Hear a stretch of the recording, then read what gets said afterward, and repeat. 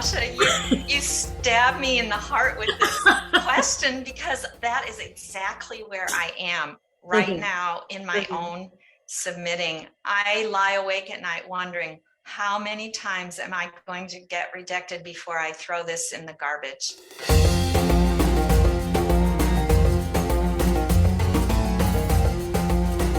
Hi, friends. This is Read and Write with Natasha podcast. My name is Natasha Tynes, and I'm an author and a journalist. In this channel, I talk about the writing life, review books, and interview authors. Hope you enjoy the journey. Hi, everyone, and welcome to another episode of Read and Write with Natasha.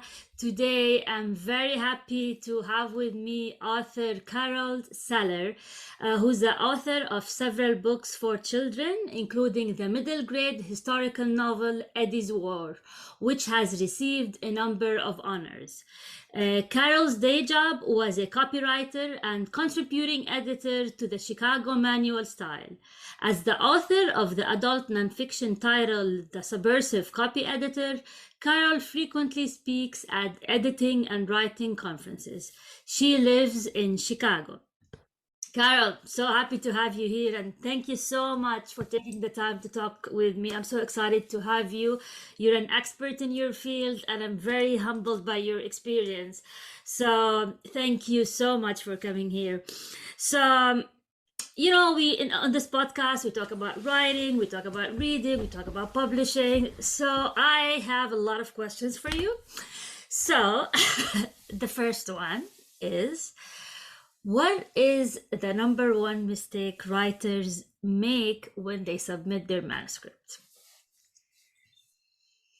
Number one. I think the number one mistake is not researching what the publisher's guidelines are. Because you can read all the advice you want online about how to set up your manuscript or what to say in your cover letter or whatever else. But if you don't read what that particular editor or that particular agent that you're submitting to wants, they will know that immediately and they'll feel disrespected. And that just, puts you a little behind other people who have supplied what was requested.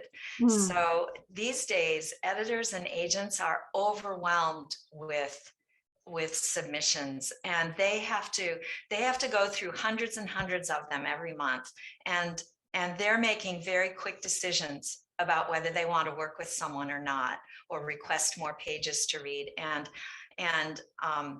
I mean, unless, usually they have a lot of good manuscripts to choose from. So why wouldn't they go with the one who looks professional and looks like they did their homework?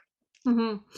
So you don't think it's grammar and the way they, constructed their sentences is not the number one turn off?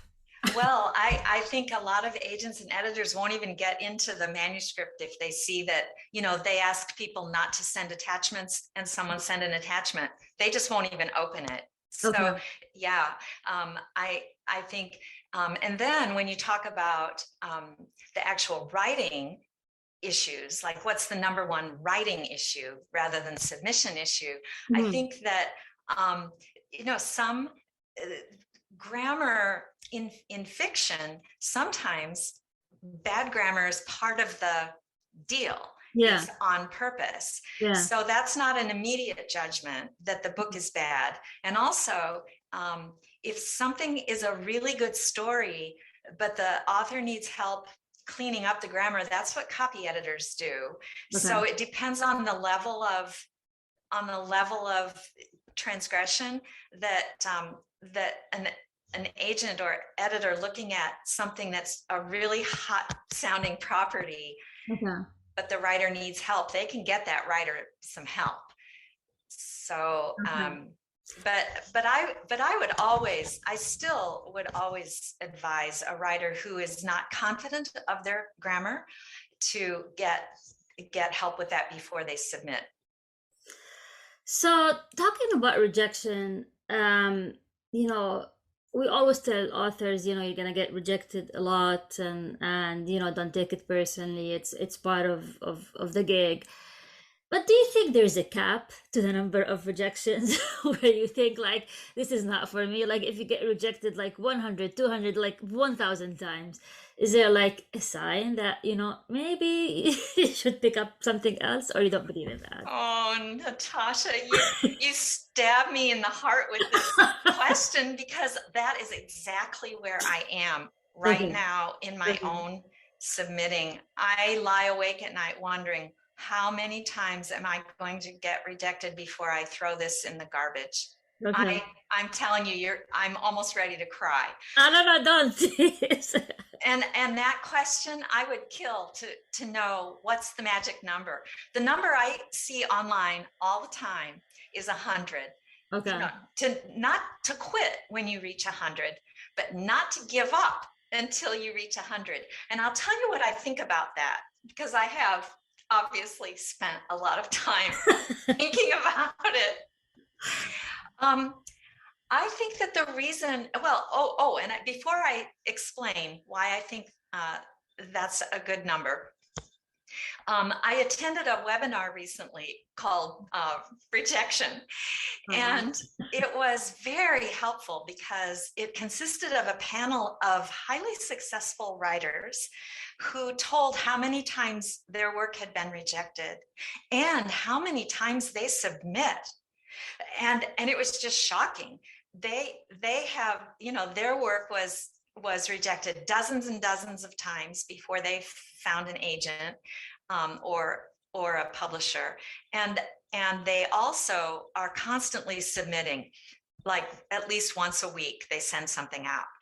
So that made me realize that even though the work I'm trying to sell right now has been rejected 30 times, and that's over a period of probably 3 years, which means I only send it out 10 times a year. That's less than once a month. And this other writer was sending hers out every week.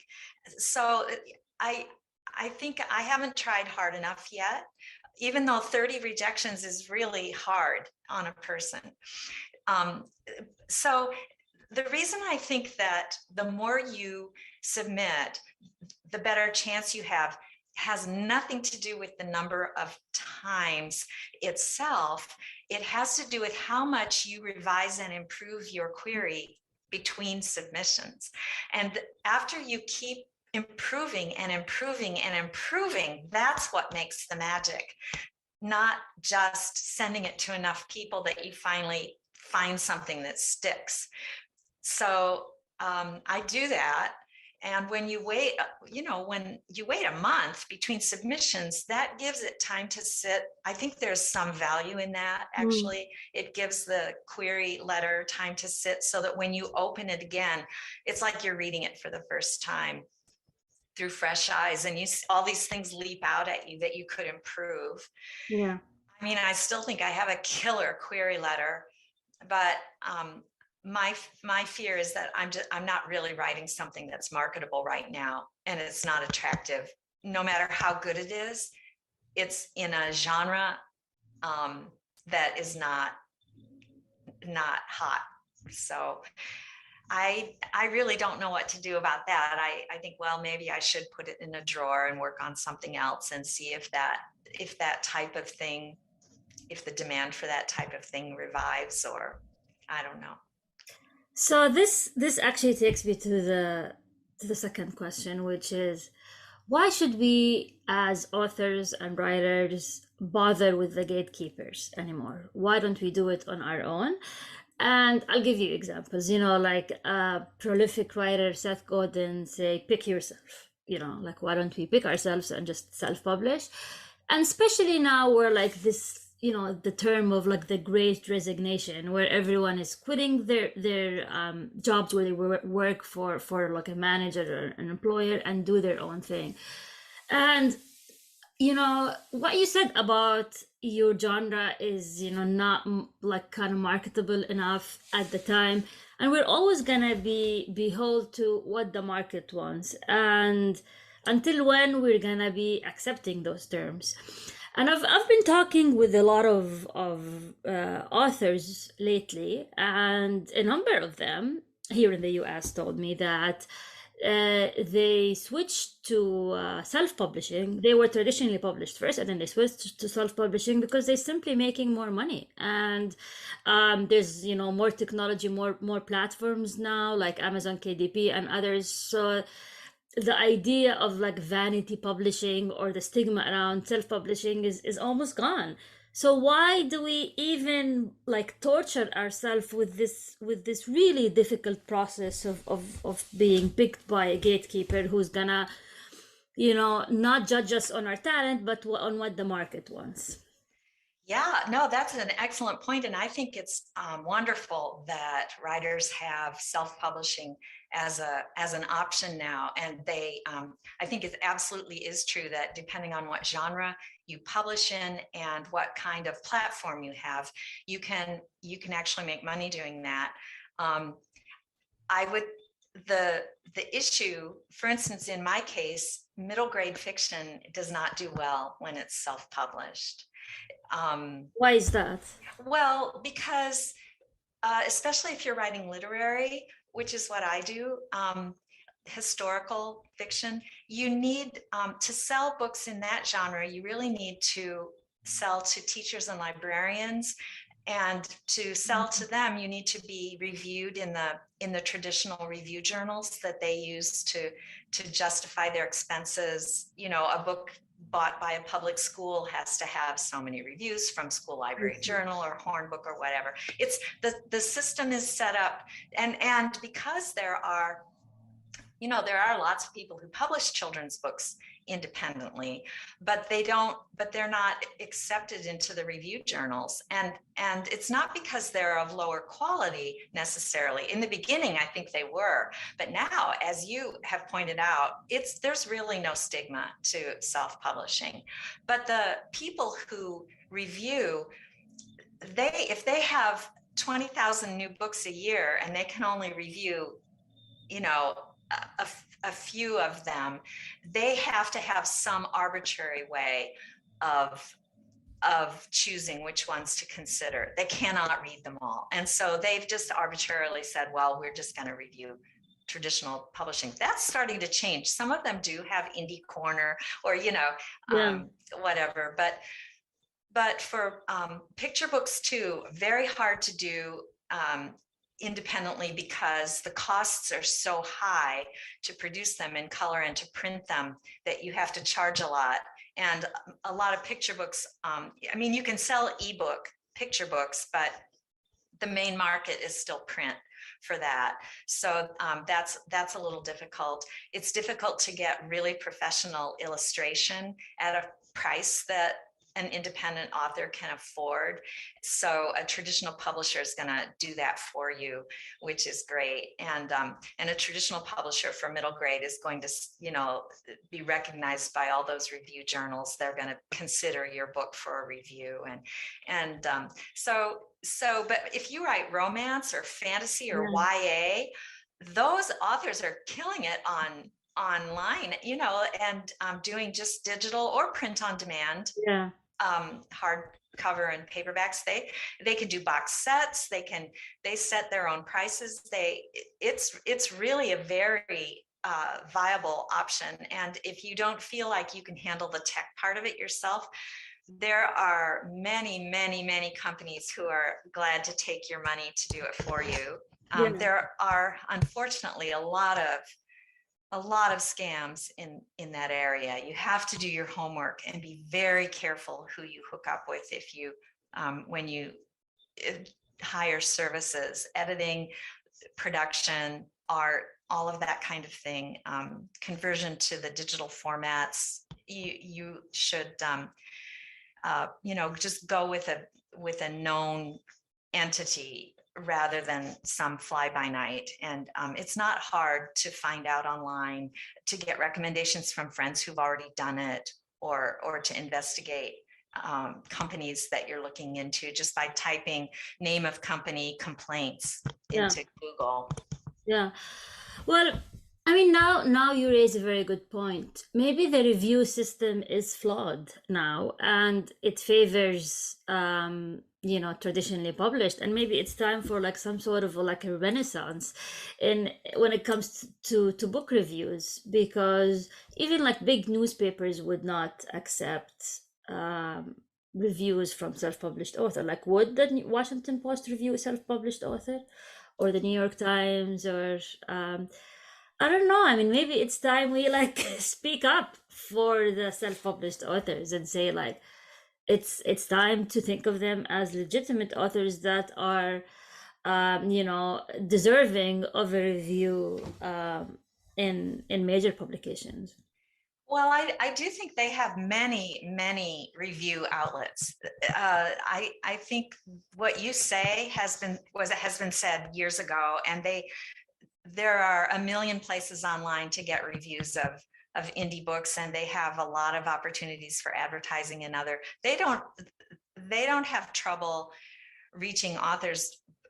But I will say there are some barriers. I think anyone who publishes a single book online, unless you're a celebrity or an expert, like, say you're a veterinarian and you're publishing a book on dog care or puppy raising or something, you have a sort of credential.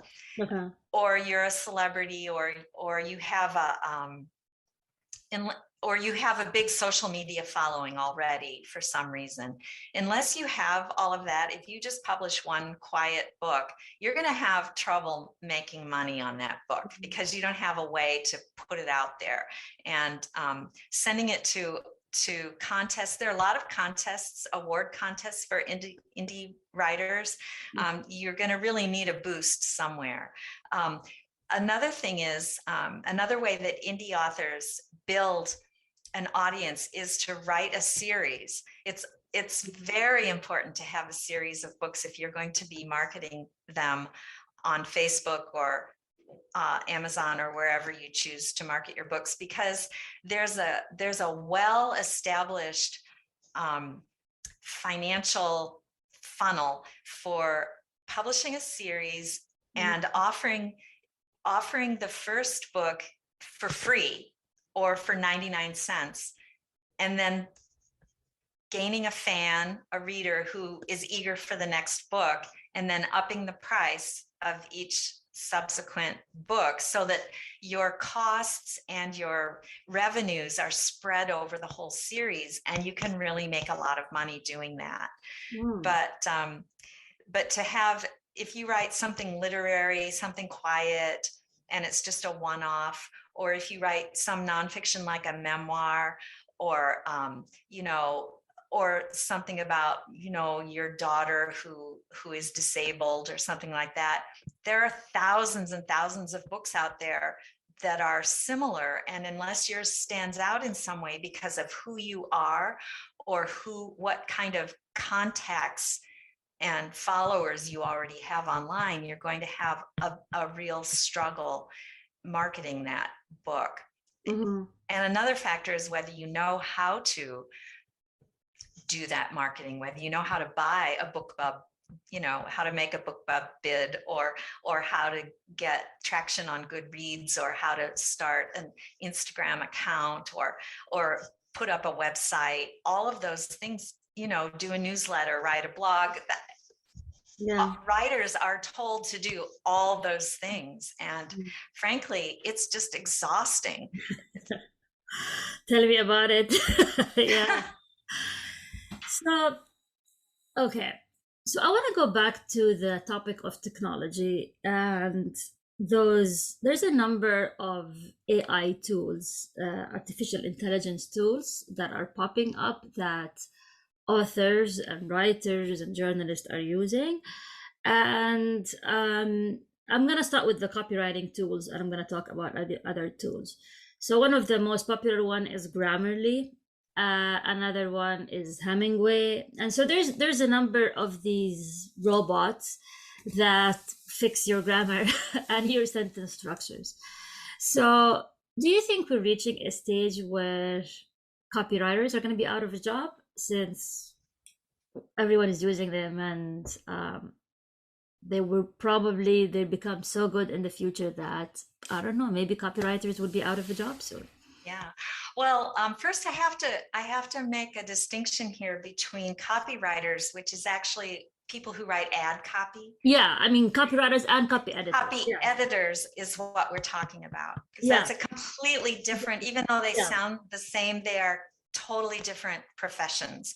Copywriters are marketers. Yeah. Okay? Yeah. Copy editors are people who read your manuscript and correct the grammar and the spelling, and they might even do more.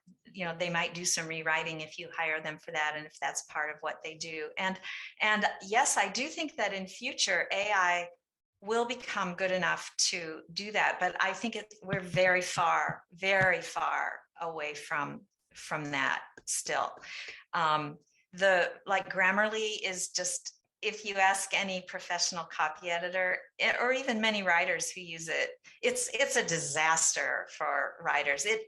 It's almost unusable because it flags thousands and thousands of issues, and I would add, of which very few of them are actually issues. Okay. So to use it is so unwieldy if you stop on every single thing that it says is a problem. It also makes completely erroneous suggestions. You can have a perfectly good sentence and it will suggest that you change it to something that's wrong. Okay. And I have a file with hilarious examples of this in Microsoft Word. It's the same thing.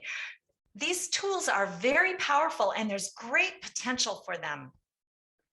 But the problem with these tools is that, unlike a human, they don't understand the context of anything. They don't understand the words that surround the word they're stopping on. So, for instance, and I should add that if you know how to go into the options and make 1 million customizations, you can customize these tools to do better for you. But if you just take it out of the box, it's going to drive you nuts. Yeah.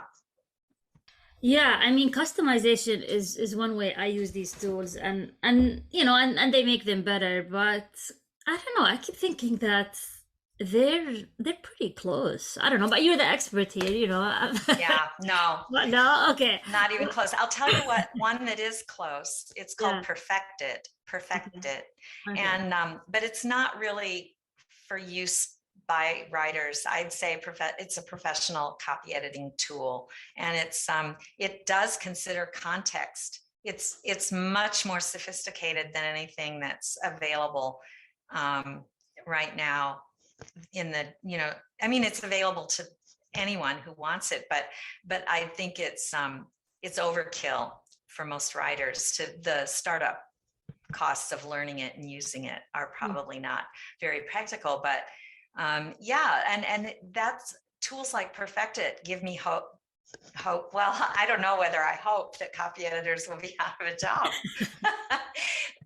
but they make me believe that the tools are improving.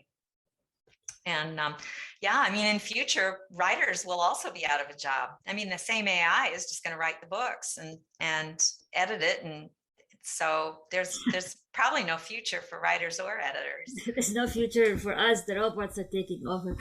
But so what about other tools that help you structure the book, like Scrivener? I spoke with an author that she said the way when she used Scrivener, it helped her crank out books pretty quickly. I mean, just a disclaimer, no one is sponsoring this podcast. You know, I'm not being paid to promote any of these tools. But so Scrivener, for example, she said she would just create these kind of notes, different notes, and she would put she would write different scenes on each note, and then she will compile the scenes at the end, and she will have a book. And and this, like the idea that we had in the past of this author in a cabin in the woods alone, spending days alone trying to come up typing on a typewriter. Now we have all these tools that you can just crank scenes here and there, and the machine will compile them for them, and voila, you have a novel that is, people are buying it on Kindle, and you're making a living. So what does the future hold for this kind of formatting? Yeah, Scrivener is great. I used it to draft one novel, Ah, and it didn't. I didn't use it again because it's for a particular kind of person, and it's very popular. I think it's brilliant. This and that bulletin board thing that you described is only one way to use Scrivener and Scrivener, sorry. And I knew that wasn't for me at all. So I didn't use it, but many people just love that feature. So that's very powerful. And there's nothing like that in Microsoft Word. Um, it, but it has a lot of other features that I liked a lot.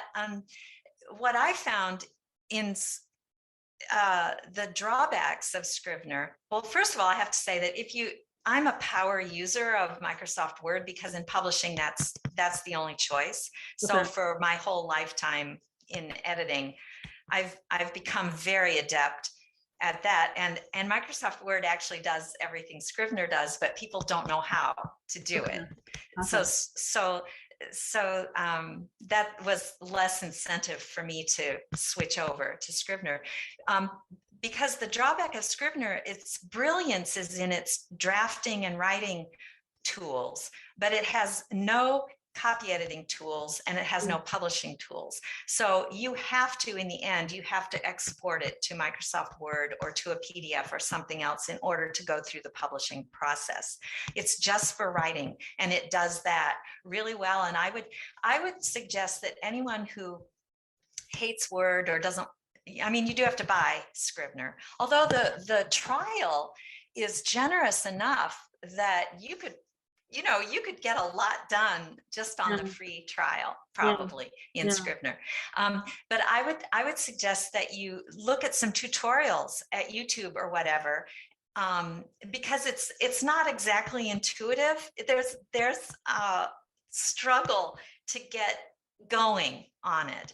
And it's well worth your time to just sit back and watch one of those, to get like a 30-minute or an hour-long tutorial and watch it twice if you really think you want to switch to something like that, so that you're more comfortable and not so frustrated trying to get it set up. yeah, yeah.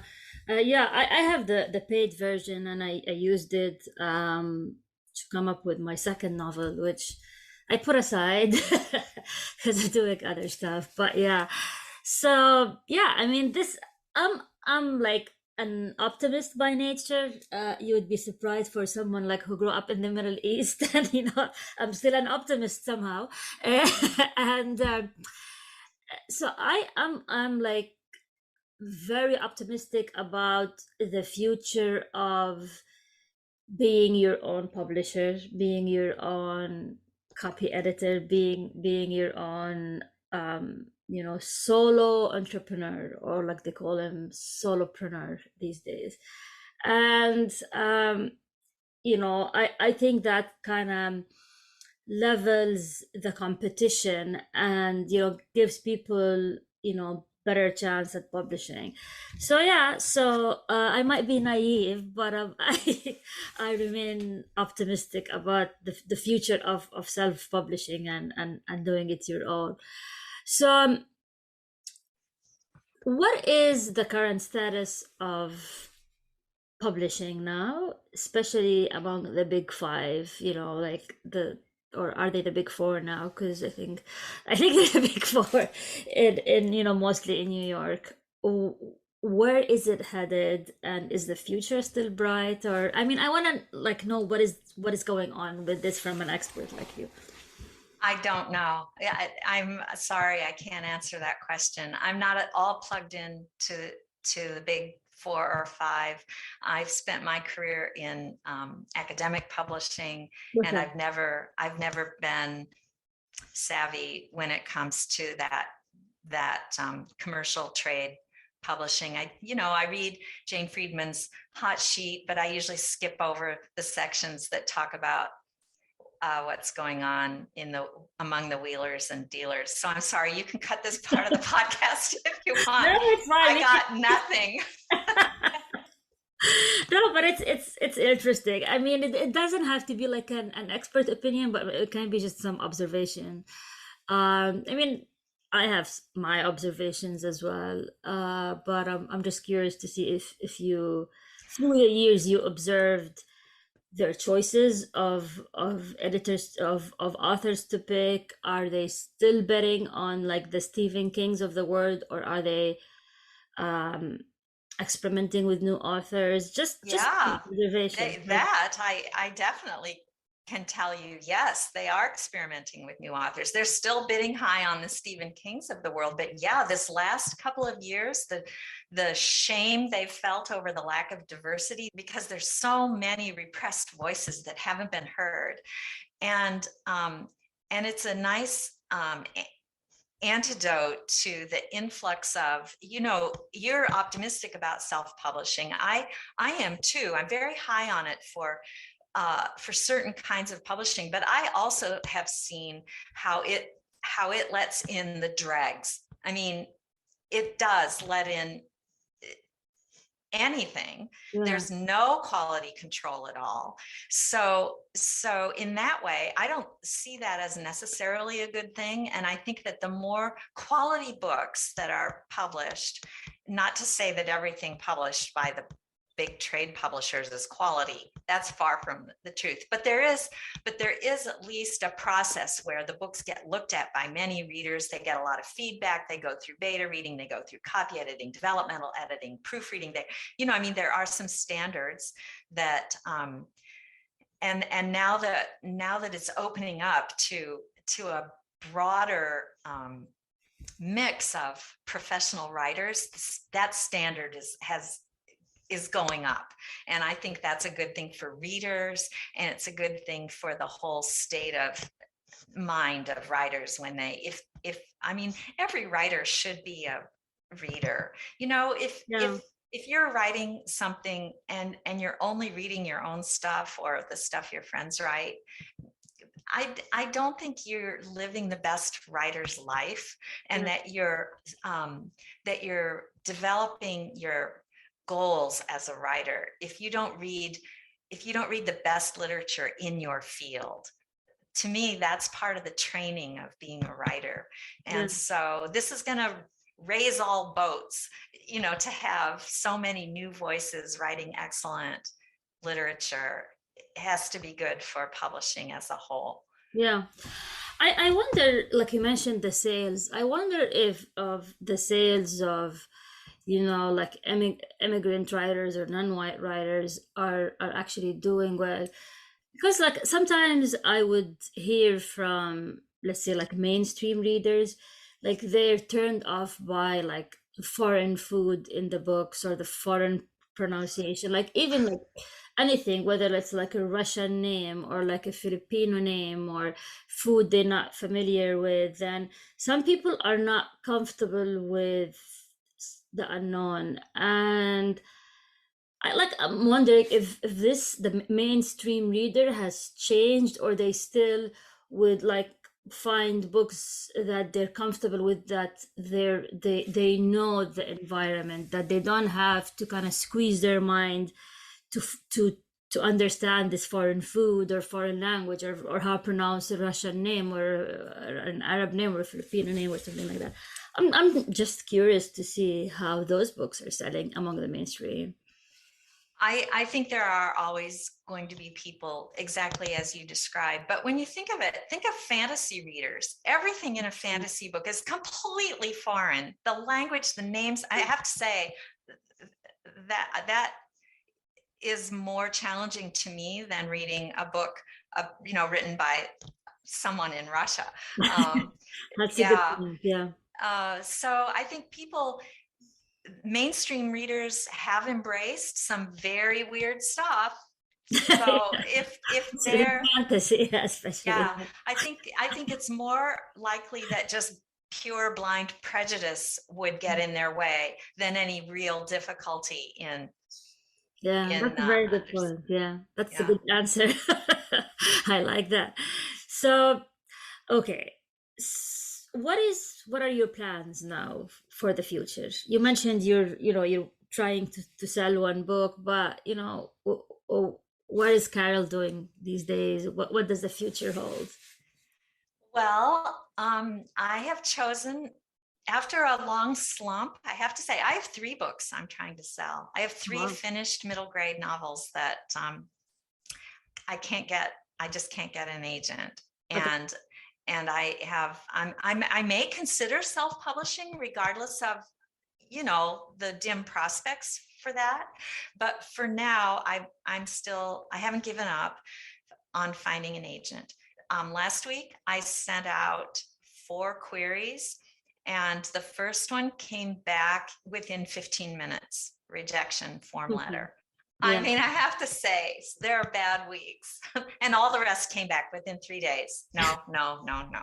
Once I got a rejection in 2 minutes, I think. Oh, That was my fastest one. oh my gosh, I know. You picture the editor saying, "Get it off me, get it off me," just flinging it back. No, the answer was like 3 words, not for us. That was it. Oh, That was it. No hi, no hellos, nothing.